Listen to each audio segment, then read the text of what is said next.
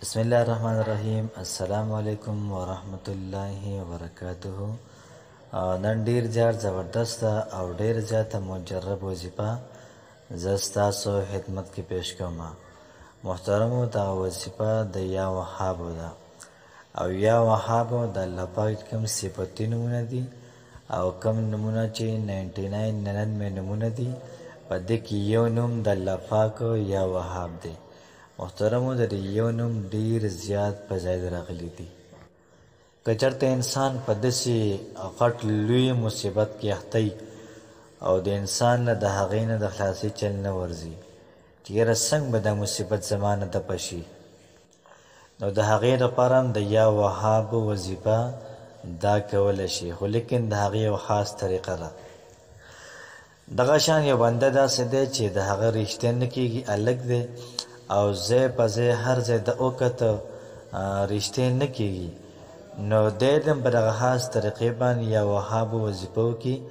انشاءالله الله پاک به د ده مرسته وکړي، الله پاک به د ده حاجت او مراد دا پوره کړي. که چېرته یو زنانه داسې وي چې مثال د هغوی رښتیا نه کېږي، که هغوی هم دا وظیفه په اخلاص باندې په صدق باندې ویله، انشاءالله د هغوی کار هم زر تر زر وشي. محترم مسلمانانو، کو چېرته یو سړی داسې وي چې ظالم بادشاه باندې پیښ شوی وي او دی و چې د بادشاه نه څنګه اخلاصې ومومم، ځکه چې ډېر زیات جابر بادشاه دی او څه چل نه ورځوله، نو ده له پکار چې یا وهاب وظیفه دا وکړي. یو سړی په داسې ځنګل کې ګیر شو، دغه ځنګل نه د وتلو لار ورته نه ښکاري چې یاره کوم طرف ته شو تښتمه، نو دغلته کې یا وهاب وظیفه زی چې په کومه طریقه درته یم انشاءالله په دغه طریقه که موږ ویله، نو د ټولو مشکلاتو حل په دې یو وظیفه کې دی، یا وهابو کې دی. د یا وهابو طریقه به څه وي؟ طریقه به دا وي چې ښه په صحیح طریقې باندې به اودس چاردام وکړي او دغه شان د هغې نه بعد به راشي د جومات صحن ته یا به راشي خپل د کور صحن ته، کوم ته چې پښتو کې انګڼ ویلی کېږي، نو په دغه کې به جانماز خور کړي او 2 رکعته نفل به وکړي. خو دومره مزیدار مونځ به وکړي چې سړی دا وایي چې دا مونځ زما اخري مونځ دی، یا داسې مونځ به ته وکړې چې ته دا وي چې یاره الله پاک ما ته ګوري، فرشتې ما ته ګوري، که ما ټیک مونځ وکړو جنت ته مې بوځي، که مې ګډ وډ مونځ وکړو جهنم ته مې بوځي.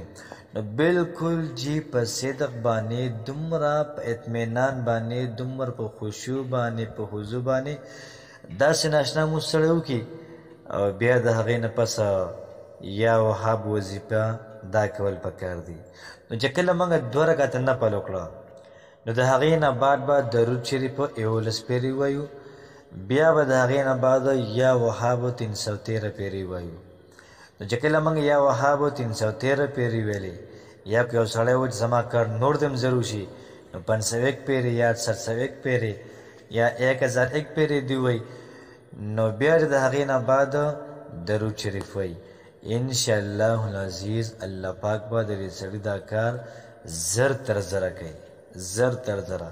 که د سړي څومره غټه مسله وي، د ټولو مسایلو حل صرف په یا وهابو کې دی.